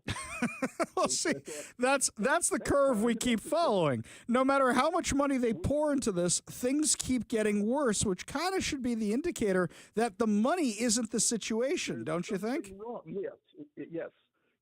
In fact, I do, as a matter of fact. Would you like to guess when that would occur? I would guess around now, right? In 1981, it was predicted that this would occur in 2025. That's even better. That's absolutely amazing. Yeah. Before God. That's literally what we're seeing happen right now. I mean, look, the Democrats in the Washington state legislature are pouring all this money into these schools that are failing. And they figure, we'll just throw money at the problem, it'll get better. Tell me how'd that work out for the homeless situation? It hasn't worked yet. No. I thought that someone should spill this, though. And I thought that your program, the way it's going this evening, that would be the place for it. That's funny. DL, I really appreciate that. In fact, if you saved any documentation, you feel like taking pictures of any of this, or you have any links to any of this, you can send it on over to me at ari@kvi.com. I don't have any documentation on it, but I do know some of the people who were there with me. That would be great. That would be really, really funny because the 2025 thing is just gold. If we could get that out in the media, it would be hysterical. DL, appreciate the call, appreciate the perspective, appreciate you being part of the show. You want to be part of the show, give us a call or a text at 206-421-5757. That's 206-421-5757. Well, Trump issued this ultimatum to Hamas yesterday. He demanded to give us back all the hostages, living or dead, or it's over for you. And Hamas said, screw you, we're going to keep doing what we do. So you had Steve Witkoff, who's Trump's special envoy to the Middle East, out there today saying, yeah, we're negotiating with Hamas because the White House press corps was asking about negotiating with them. And here's the thing. At this point, we've negotiated for over a year and a half. Israel's in a tough situation because it doesn't want those hostages to die. At the same time, a lot of people are upset about what's happening and saying, why don't you just finish the job? Let's do Mara Gaza. Let's move on. It's a tough situation Israel's in right now. But they have the full backing of the United States of America. And America's saying, we'll just go forward. So here's something they did. A senior U.S. official says the Trump administration is considering allowing Israel to extend sovereignty over Judea and Samaria, which you know as the West Bank. So if you imagine Israel, imagine the state of New Jersey, if you know what that looks like. Now imagine the middle right-hand side of New Jersey is a section that is now given to the Palestinian Authority. And don't be fooled. This isn't some sunshine and rainbows area they have over there. They have problems just like they have problems in Gaza. They have those issues, and they support Hamas over there as well. Now, this is biblical Israel. That's a section you know, which is under control of the Palestinian Authority, and they're shooting each other inside those cities. So U.S. discussions include proposals to transform parts of the region into a joint American-Israeli project while promoting Palestinian immigration to the Sinai and Jordan. Yeah, completely agree. I'm tired of messing around at this point. I really just am. Just go in and finish the job. In addition to that, apparently there's a report, and this comes from Eyal Yacobi, which is the State Department revoked the first visa for a student who was cited for criminal behavior. In connection with the Hamas supporting disruptions at the university, ICE will now proceed with removing this individual from the United States, which is a classic example of FAFO, which I can't say on the radio what that stands for. Instead, we'll clean it up and say, play stupid games, win stupid prizes. Now, you're not getting thrown out for protesting, which is what the left is going to say this is. If you vandalize a building while protesting, that's a crime. If you assault somebody while protesting, that's a crime. If you assault an officer while protesting, that's a crime. If you spit on somebody, that's assault. That's what we're talking about here, is being done with all that nonsense. And meanwhile, we've got some stuff. Now people seem to really want to keep their jobs inside the government, so they're becoming whistleblowers. The New York Post had this one, that the Obama administration systematically derailed an FBI probe into Iranian terrorists. And then Secretary of State John Kerry personally interfered to block arrests to score the nuclear weapons deal with Tehran. According to newly released unclassified FBI communications from 2015 and 2016, officials and Barack Obama's Justice and State Department stopped federal agents from enforcing U.S. sanctions on Iran and instead set up a shadow amnesty program that protected scores of additional Iranian criminals. The covert effort included the abandonment of dozens of Iran-related investigations by the FBI and related cases by federal prosecutors after recognizing the State Department and the DOJ obstruction would thwart effective enforcement efforts. So basically, to translate that, Obama was so desperate to get us into the Iran deal where we paid them to not build nuclear weapons, so they took our money, financed terror, and developed nuclear weapons anyway, that what he did was he shut down terrorism investigations, which is beyond crazy. But that's what Barack Hussein Obama did. When we come back, my friends, you're not going to believe what a California official's illegal immigrant husband did, and now she's all mad he got arrested. We'll give you the details when we come back. You'll listen to the Ari Hoffman Show on Talk Radio 570 KVI.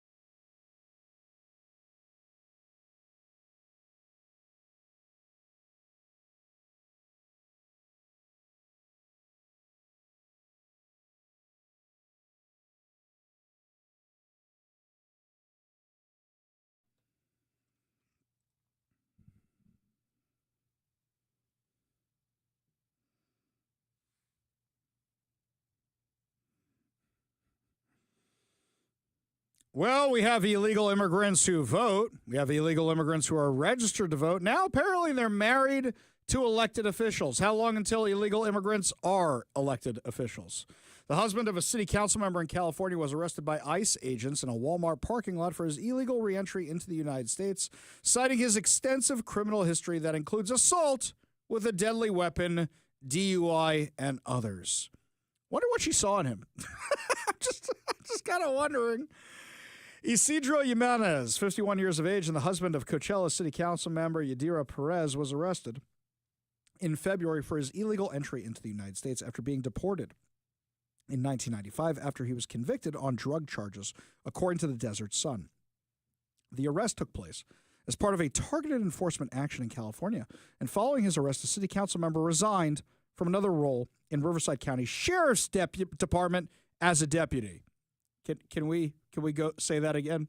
So the sheriff's deputy was married to an illegal immigrant with an arrest record and a DUI record, and who had come to this country multiple times illegally.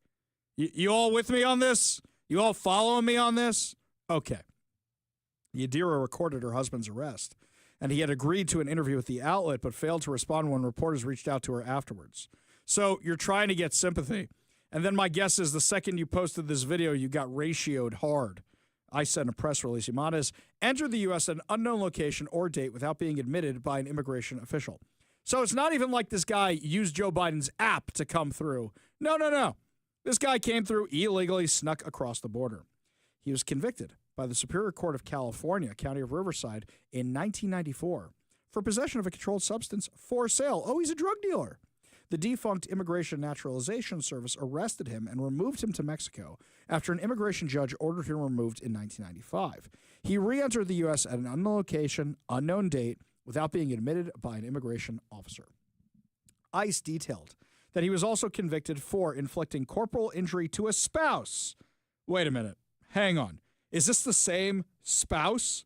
So he beat up the wife, who's the council member, and the sheriff's deputy. Don't you think the sheriff's deputy would say, you touch me and you're going to jail? Here's the handcuffs.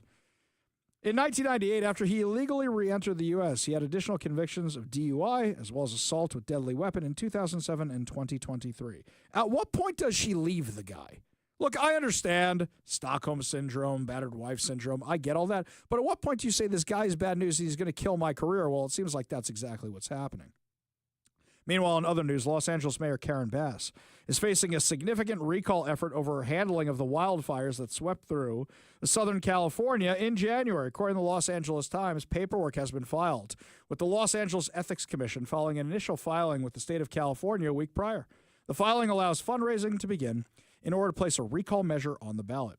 Bass has been widely criticized for being on a trip to Africa when the Palisades fire broke out on January 7th. You know my favorite part about her excuse? My favorite part is that she says, I wasn't warned appropriately enough. So they warned you, but not enough. We go to the Warrior Injury Law studio line, take a call from Katie in Shoreline. Katie, what's up? Hey, how are you doing? Doing great. It's a sunny day. I love your show. I'm so glad I discovered it. There's normal people. Thank you. Something I haven't heard in all of this, and maybe I've missed it in the news and all that, but what's going on with the list of all these beautiful classic banned books so that we can erase history? Is Trump going to do anything about that? The books we're talking about, the ones that they want to ban or the ones that have been banned? Which ones are we talking about here? We're talking about Kill a Mockingbird, Catcher in the Rye, Lord of the Flies, Diary of Anne Frank, all of those. I got you. So it depends on the school district. The problem is it's a case by case. It's not a uniform decision. So you've heard stories about, okay, To Kill a Mockingbird was banned in this district and Diary of Anne Frank was banned in that district. I think the problem is right now they're realizing the rot is a lot deeper than they thought it would. And now it's like whack-a-mole. Where do we go first? Where do we pounce first? And who do we have the best case against? Because this Trump administration isn't like the last one. The last one would have been Donald Trump would hold a press conference and say, We're suing everybody. You're all being sued. He would be challenged by every school district in America. This one seems to be doing things a little bit differently, where they're more meticulous in saying we're going after this one. So, for example, Tumwater. They got that case, and that case is polling terribly with the American populace that are going after Tumwater. We don't know about all the cases. I wonder how many more are out there. I'm sorry that doesn't answer your question more completely, but that's the best I got right now. I will keep an eye out for it, though, okay? Thank you. I just want the history to return back to the truth. That's all. Don't we all? Don't we all, Katie? Really do appreciate it. Appreciate the call. Appreciate you being part of the show and the kind words. You want to be part of the show, you give us a call at 206-421-5757. That's 206-421-5757. When we come back, my friends, more that Gavin Newsom said in his podcast that just gives away the plot for the Democrats. You're listening to the Ari Hoffman Show on Talk Radio 570 KVI.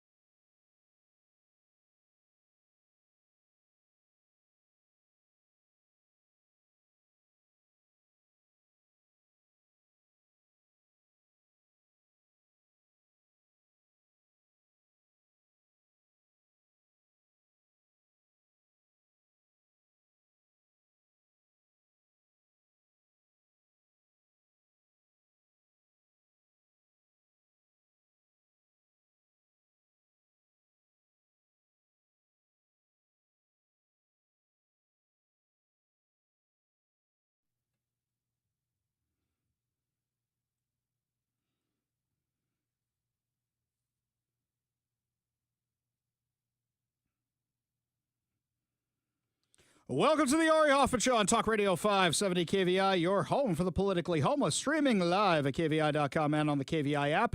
If you want to be part of the most dangerous show on the airwaves, call or text the Warrior Injury Law Studio line at 206-421-5757. That's 206-421-5757. Coming up at 5:45, your chance to win fantabulous prizes, including 2 tickets to Brad Paisley. But before we get to any of that, Gavin Newsom's podcast. We analyzed some parts of it, but one part of it in particular gave away the Democrats' method of thinking and how we should be responding to it. The problem with Republicans, with conservatives, is a lot of time we accept the premise of the question, or we accept the narrative, or we accept the argument, which is designed by Democrats so that we can't respond effectively, so that we're forced to respond using their terminology, so that we are forced to take a position that may not necessarily be ours because we're trying to play by their rules. No. Now, Gavin Newsom's podcast, as we said earlier in the show when we were discussing this, it's either to redeem his image or prepare for life after politics. So who's the first person he invites on? Charlie Kirk from Turning Point USA. Now, this reminds me of something Ben Shapiro told me years ago. When I was first starting out, I was asking him in all seriousness about Twitter. And I said, what's the key to Twitter? How do you grow your profile? And he says, never pick a fight with anybody with less followers than you.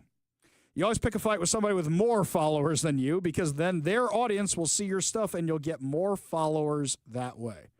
He's 100% right, by the way. And a lot of times when these little bot accounts or whatever are responding to you, you're just wasting your time. Just wasting it. What did Gavin Newsom do? He said, who's somebody I can get in the conservative movement? So he reached out to Charlie Kirk. Charlie Kirk's got a huge audience, and he knew that we'd be ripping it and clipping it, and everybody else in conservative world would be doing the exact same thing. But at the same time, when you're doing a long-form podcast, when you do that and you're not prepared for it because you're used to your 60-second, 3-minute, 5-minute hits on CNN or MSNBC, you get into a lot more details. This is a 3-minute clip I want you to listen to, because this is going to explain the Democrat mindset. Charlie Kirk does a good job of taking him down, but then we're going to tell you what you can do with this clip. Listen. You signed a law where school districts can't even tell parents if their kids are trans. Not true. Okay, then no, they can. They just can't get fired for not doing that. And it wasn't just trans. Fired for not. The law was explicit, said you can't be fired for not snitching on a kid, not just for being trans, for being gay.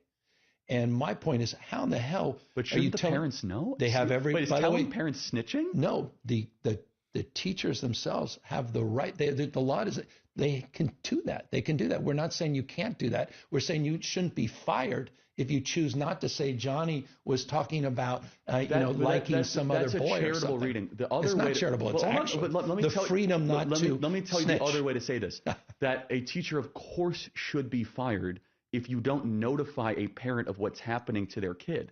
Of course they should be terminated for that.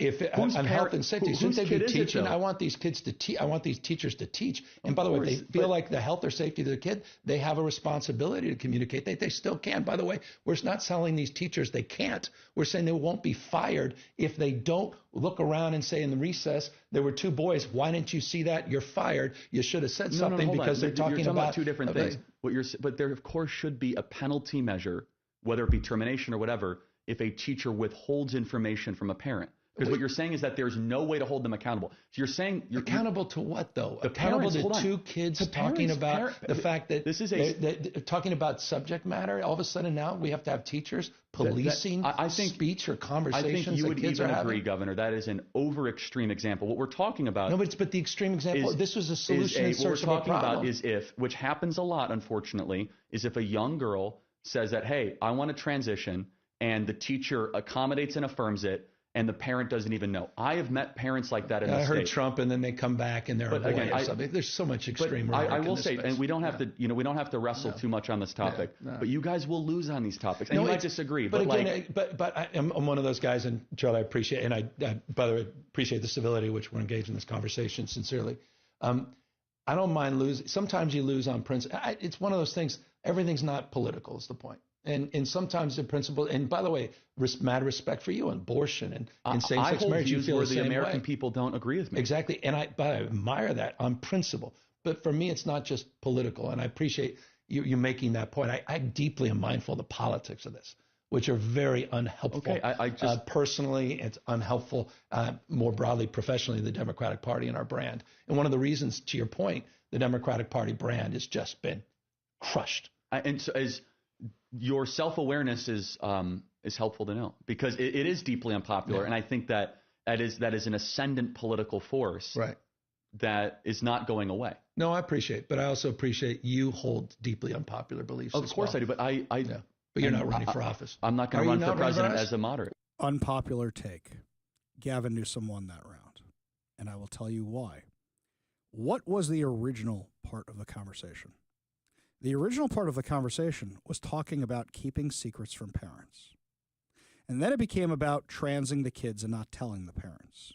And then it became about, look, we're having a great conversation.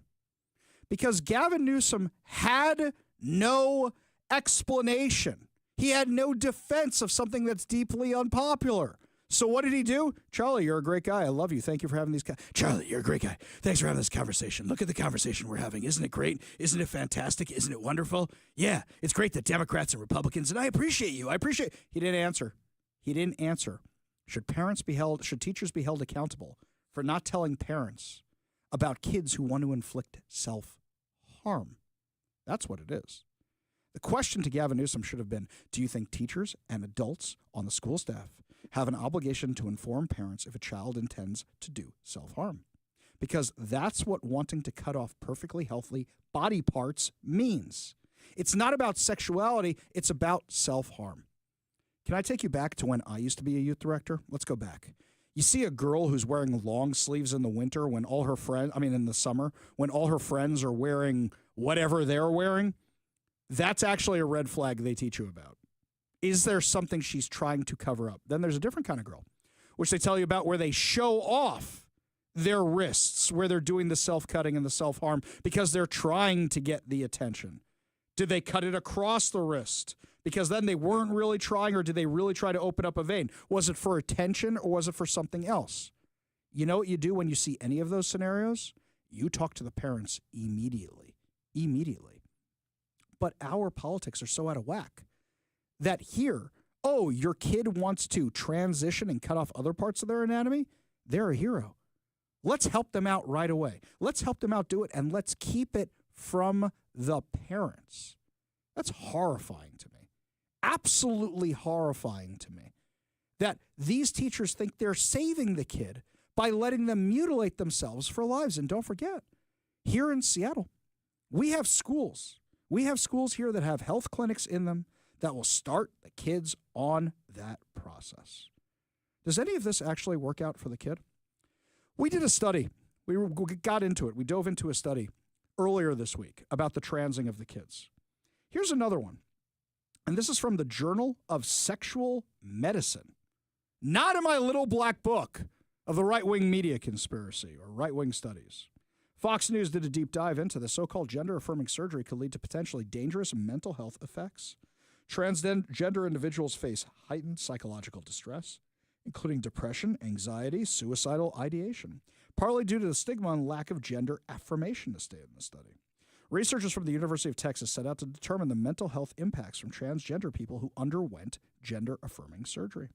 The study focused on 107,583 patients 18 and over with gender dysphoria, some of whom underwent surgery, some of whom did not. The determined rates of depression, anxiety, suicidal ideation, substance use disorders were significantly higher among those who underwent the surgery, assessed 2 years after the surgery. Males with surgery had depression rates of 25% compared to males without the surgery, 11.5%. Anxiety rates among that group were 12.8% compared to 2.6%. Do you know what this means? The surgery makes things worse because you're not addressing the root problem. The root problem is a mental health disorder, just like the girl who's slicing her wrists, just like the girl who's cutting herself.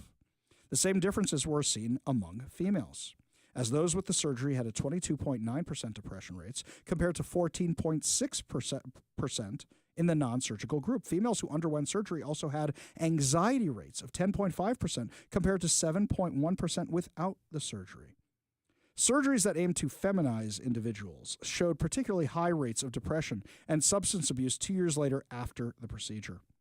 Quote, findings suggest the necessity for gender-sensitive mental health support following gender-affirming surgery to address post-surgical psychological risks. Do you understand the perspective they're coming at from this study? The perspective they're coming at is, we want to do more of these things. But if we want to do more of these things, we have to make sure they have mental health care afterwards because the surgeries themselves are making things worse without mental health care. I got an idea. Why don't you skip the surgery itself? And instead, why don't you give them mental health care? Otherwise, you are not addressing the issue at all. By the way, we find the biggest self-owns from these studies they do trying to prove they should continue doing something badly. Do you remember the bombshell study we got from Alberta, Canada? I know we're not so friendly with them right now, but Alberta, Canada has a ton of heroin injection sites. And they did a study 3, 4, 5 years ago where their study was trying to prove these things don't work right. How can we fix them? And what did the study show in their efforts to fix the injection sites? Oh, the sites give out free needles and the drug addicts use free needles and then they kill themselves. Oh, they say that nobody dies at injection sites. You're right. They take the drugs and then they go die in a tent, or they go die on the street, or they go die in a hospital, or they go die in an apartment. And actually, yes, they do die at the injection sites. Oh, well, we have medical staff there that takes care of everything. Yeah, they give you a shot of Narcan. Narcan's to get you to the hospital. But they just go back to their tent or the street corner or the apartment and they die there. They exposed every single problem we've been saying for years with heroin injection sites through a study that was aimed to improve that. This study was trying to show, whoa, these conservatives may be right. We have a problem where we say this surgery solves all the depression, anxiety, suicidal thoughts, but it's not actually solving those. So how can we solve those? Oh, let's address mental health. Why don't you just skip the surgery that needs a lifetime of maintenance and drugs and instead say, how can we solve the mental health issues? Jonathan Alpert, he's a Manhattan-based psychotherapist and author, told Fox News that the study findings highlight the often overlooked psychological risks that accompany gender-affirming surgery. Quote, while these surgeries can be critical in helping individuals align their physical appearance with their gender identity, they are not a cure-all for the mental health challenges many transgender individuals face. These findings suggest that surgery alone doesn't eliminate the complex psychological burdens that stem from societal stigma and personal struggles with identity. Tell me something I don't know. You mean that war veteran who came back and wanted more respect, more honor, so he wanted his arm cut off to be like those other guys? You're telling me that cutting his arm off isn't going to solve the problem? Right. Instead, it's a medical diagnosis that has to be addressed. Quote, in fact, taking a scalpel to treat a psychological disorder can sometimes lead to more issues as the study results are elucidating. Florida neurosurgeon Dr. Brett Osborne, who is also not part of the study, agreed that no surgery is a guarantee of happiness. You want proof in this, by the way? Pick any plastic surgery, by the way. Any plastic surgery. Anybody here ever watch a Housewives show? Okay. I don't like the Housewives show, but my wife has them on all the time, and I'm always seeing them over her shoulder. Do people get one surgery on the Housewives show? No, they get like 30 surgeries on the Housewives show. You know anybody with one tattoo? No, they get multiple tattoos. So this is exactly the same kind of thing. All it does is, well, that didn't work out because something's going on up here instead. He said in an interview with Fox News, we're often told that gender-affirming surgery is essential for alleviating gender dysphoria, but what happens when the euphoria fades? The key question remains, is the surgery itself causing distress, or are pre-existing mental health issues driving people towards it? Correlation or causation, no one knows. Now, that's a fair point, by the way. A fair point of, I know you guys listening to this segment right now go, of course it's causing it. What are you saying? And actually, I would say, no, that's not necessarily the case. Do you want to know why it's not necessarily the case? We don't know. This is still relatively new science. And we haven't done 10-year studies, 20-year studies, 30-year studies. This study is being done 2 years after surgery. That's it. So that's 2 years. Maybe it took them a year to put this thing together. So let's say it's within the last 3 years. We don't have the long-term effects on any of this kind of stuff. Giving a kid hormone blockers during puberty, nothing. But yet the left runs around going, we know. And if you disagree with us, you are a hateful bigot. The same party that told us, don't you question the science. We know the science. Remember that whole COVID insanity? I'm reading you the science. A 2022 study showed that around 1.4 million American adults identify as transgender, and about 0.6 of all American adults experience gender dysphoria. The dramatic upward trend of gender dysphoria among young people in recent years should raise serious questions about the role of cultural and social influences. Oh, you mean the fact that a kid sees his friends are being treated like heroes because they identify as they, them, may be a social contagion? Oh, wow. Tell me something I didn't know. Quote, while increased awareness has made it easier for some children to express their struggles, we cannot ignore the possibility that social contagion, along with peer influence and social media, may be contributing to the surge. Both experts caution against rushing into surgery or other irreversible decisions. Teens who are being treated for gender dysphoria should be properly supported and treated with compassion without being pressured into making life-altering medical decisions, the doctor advised. He says you don't amputate a limb because of temporary pain, and you certainly don't permanently alter your body without exhausting every other option first. Exactly right. It's that joke I did with my kids when they were little. So the kid stubs his toe and starts crying, right? And you go, all right, we're going to cut it off right here. And the kid starts freaking out even more. No, don't cut it off. Are you fine? Yes, I'm fine. That's how you're raised in the Hoffman household. We're raising lions, not lambs in the Hoffman household.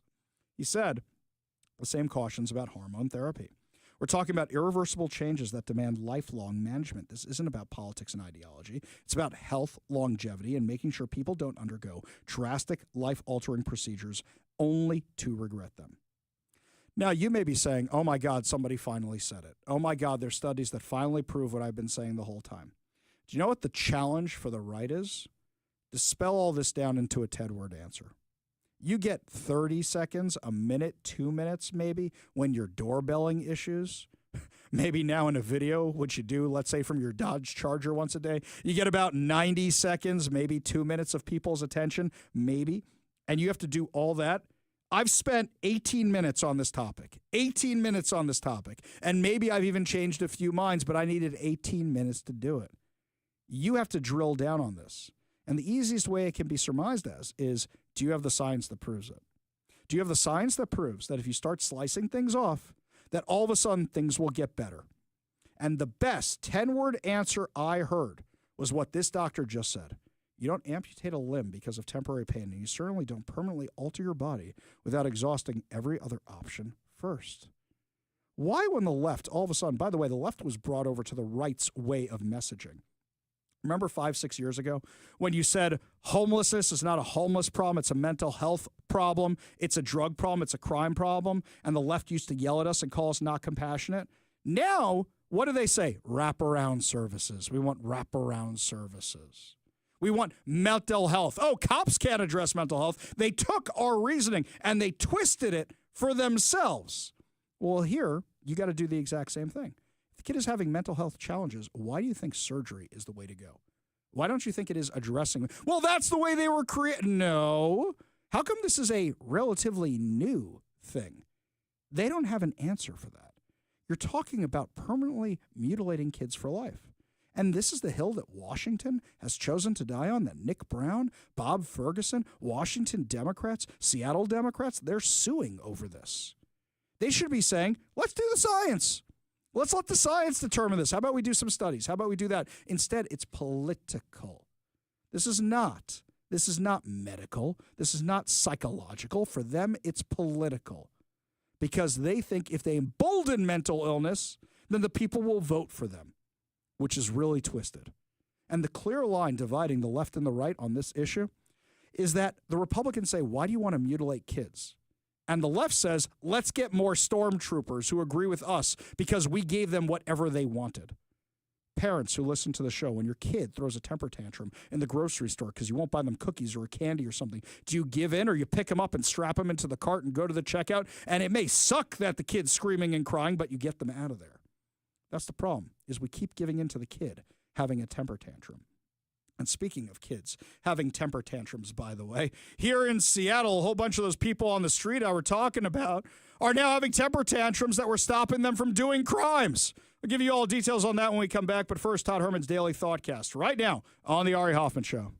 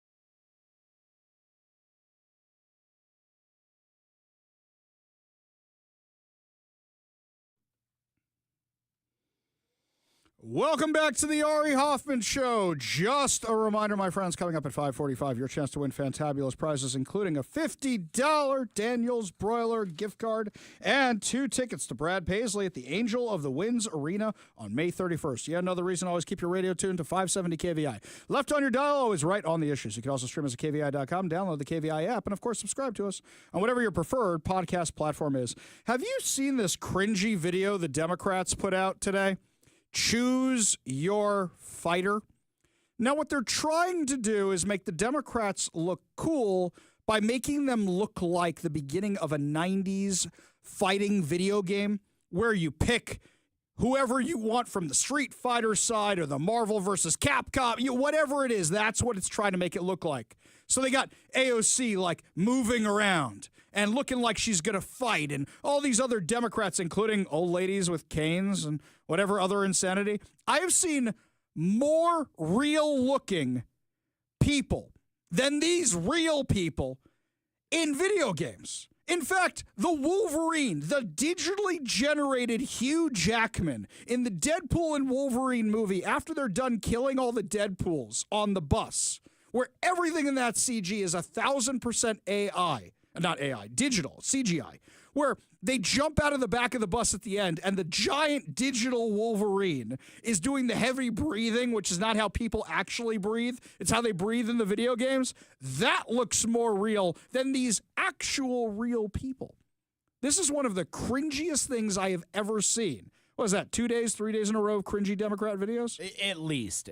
And I'd like to say, as a teenager of the 90s and a fan of such video games, Mortal Kombat 2 is still one of my favorites. I'm deeply offended. And now, as a older person, I found a way to be offended on multiple levels. I felt like they did this just to make me mad. Me personally, Big Mike, producer of the afternoon show. It's like, why? It's so dumb. So let me put this question to the audience, Mike, and maybe there's a perspective here for you. So we all think it's cringy because the right loves to make fun of the left and the left loves to make fun of the right. But we're talking about it. Even if it's cringy, we're talking about the thing.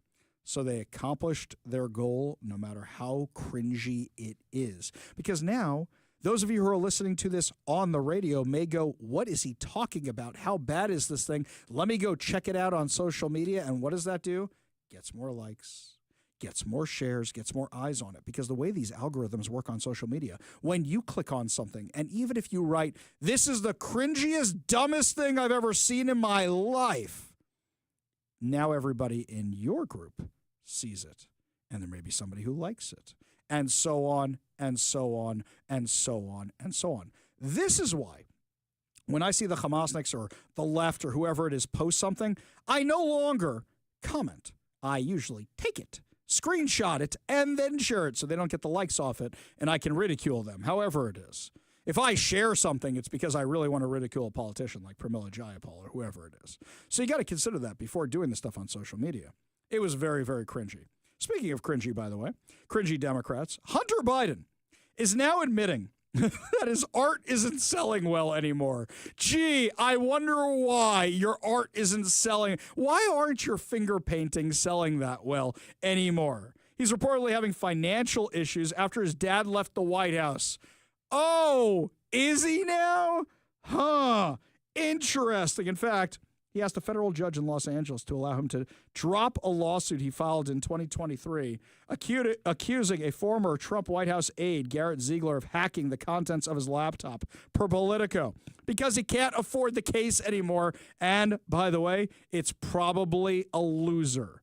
You remember this one? This one cracks me up. This was the case when he was still denying the laptop was his, but he sued over them hacking the laptop that was his. So you're admitting the laptop is yours and all the crimes on it are yours and it's authentic, etc. The poisonous laptop. This thing should be put in the Smithsonian. It really should.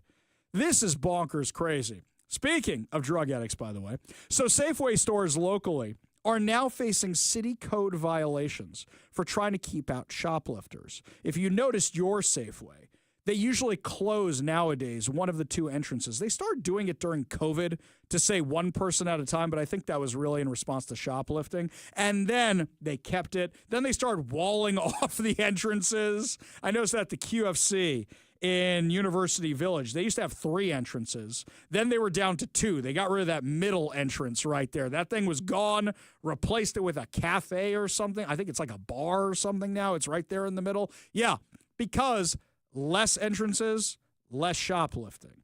That's the thing. Remember, that was the QFC where we had somebody send us a video from the show of the guy taking the beer out of the place. You remember that? That was the first year of the Ari Hoffman show. We had that. So now the city of Seattle is citing places that do something about it, which is crazy. Lots more to discuss as the show continues. You're listening to the Ari Hoffman Show on Talk Radio 570 KVI.